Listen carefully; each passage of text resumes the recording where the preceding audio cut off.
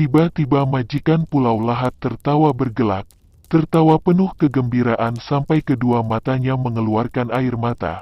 Hahaha, hahaha, betapa lucunya. Rasakan kau sekarang Pua, Panglima Keparat, rasakan kau betapa perihnya orang tertimpa kesengsaraan karena keluarga berantakan. Hahaha, semua orang yang melihat dan mendengar kata-kata majikan Pulau Lahat ini, kontan tertawa-tawa semua, mentertawakan Panglima Besar Kerajaan Gurun. Biarpun mereka belum sempat membalas dendam kepada Kerajaan Gurun, mendengar nasib buruk Panglima Besar itu sudah merupakan hiburan besar yang amat menyenangkan hati mereka. Panglima Pua selalu saja menjaga Pulau Lahat dengan beberapa armada kapal perang Kerajaan Gurun sehingga mereka semua tak bisa keluar dari pulau itu.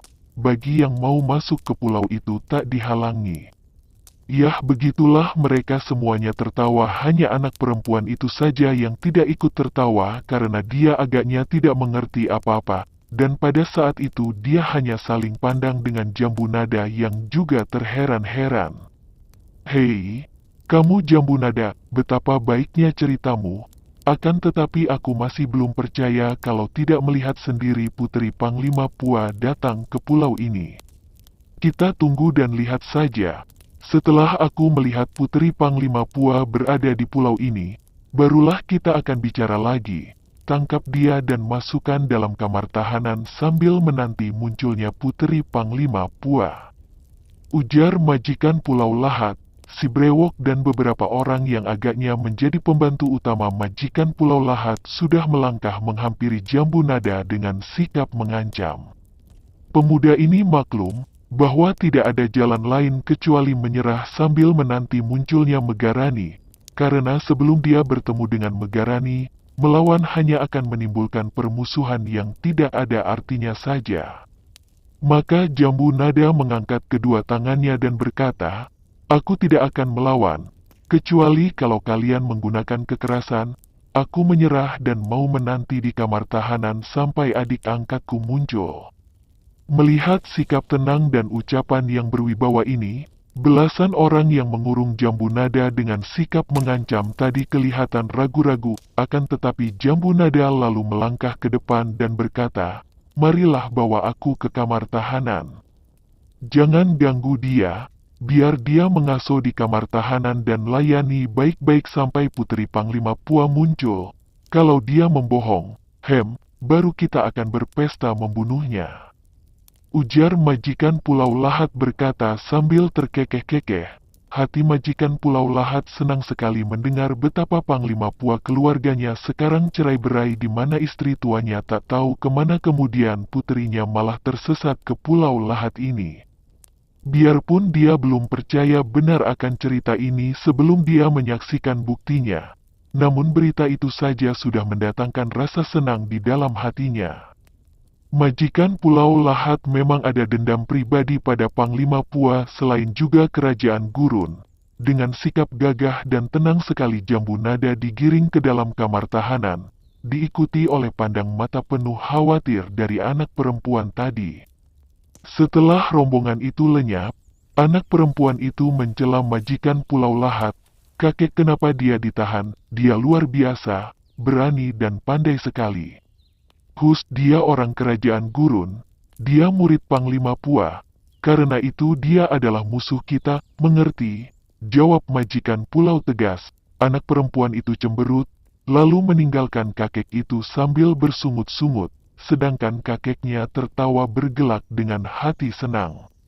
Dia lalu memberi isyarat memanggil seorang kepercayaannya, lalu berbisik-bisik sambil tersenyum-senyum. Pembantunya juga tertawa, mengangguk-angguk lalu pergi. Kakek ini, majikan Pulau Lahat yang memiliki kepandaian tinggi, sama sekali tidak curiga kepada cucunya sendiri.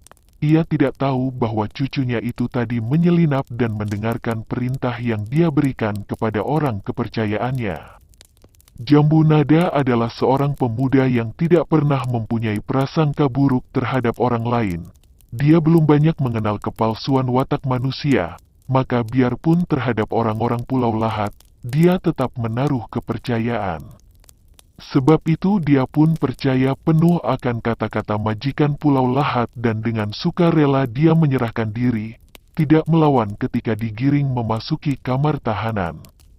Setelah berada di dalam kamar bawah tanah yang sempit itu, dengan jendela dari besi, dan ruji baja yang kuat memenuhi jendela sebagai jalan hawa, dia segera duduk bersila.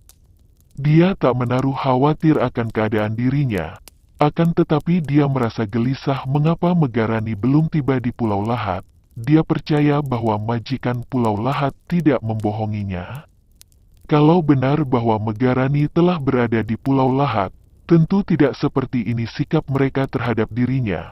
Kalau begitu, jelas bahwa Megarani belum tiba di Pulau Lahat, padahal telah berangkat lebih dahulu. Kemanakah perginya Megarani itu? Tengah malam telah lewat dan keadaan sunyi sekali dalam kamar tahanan itu, tidak ada penjaga di luar pintu atau jendela. Akan tetapi dia tahu bahwa di pintu masuk lorong tahanan itu terdapat beberapa orang penjaga yang selalu siap dengan senjata di tangan. Tiba-tiba dia mendengar suara wanita yang marah-marah di sebelah luar dan suara para penjaga ketakutan. "Kalian berani melarangku masuk," terdengar suara wanita itu. "Nona, tahanan ini adalah orang penting, dan kau anggap aku bukan orang penting. Kau kira aku mau apa? Aku mau mengejek dan memakinya. Dia adalah musuh besarku. Apakah kau berani melarangku? Coba kau melarang dan aku akan mengatakan kepada kakek bahwa kalian berani kurang ajar kepadaku hendak menggodaku. Aku mau melihat apakah kepala kalian masih akan menempel di leher." "Ah, tidak, bukan begitu. Maafkan, Nona, silakan masuk. Silakan, awas kalau ada yang mengikuti aku dan mengintai, berarti dia mau kurang ajar dan akan kuberitahukan kepada kakek." Jambu Nada sudah menduga siapa wanita yang bicara di luar dan ribut-ribut dengan para penjaga itu, akan tetapi begitu darah itu muncul di bawah sinar lampu di luar ruji jendelanya, hampir saja dia berteriak memanggil karena mengira bahwa Megarani yang muncul itu. Di bawah sinar lampu yang tidak begitu terang, memang gadis cucu majikan Pulau Lahat ini hampir sama dengan Megarani. Setelah melihat jelas bahwa yang datang adalah cucu majikan Pulau Lahat dan mengingat akan kata-kata gadis ini di luar tadi bahwa kedatangannya dengan niat mengejek dan memakinya, Jambu Nada tetap duduk bersila dan bahkan memejamkan matanya, pura-pura tidur. Jambu Nada tidak menjawab, bergerak sedikit pun tidak. Perlu apa melayani seorang bocah yang hanya datang hendak mengejek dan memakinya? Demikian pikirnya. Sungguh pun hatinya terasa tidak enak juga harus mendiamkan saja orang yang susah payah datang sampai ribut mulut dengan para penjaga. Tentu akan kecewa hatinya, pikir Jambu Nada dan diam-diam dia mengintai dari balik bulu matanya yang direnggangkannya sedikit. "PSSTT, kau tidak tidur. Bulu matamu bergerak-gerak, jangan kau tipu aku."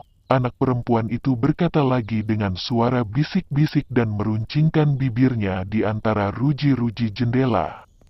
Jambu Nada menarik napas panjang dan membuka matanya. "Hah, kau boleh mengejek dan memaki sesukamu. Kemudian pergilah agar aku dapat mengasuh benar-benar," kata Jambu Nada.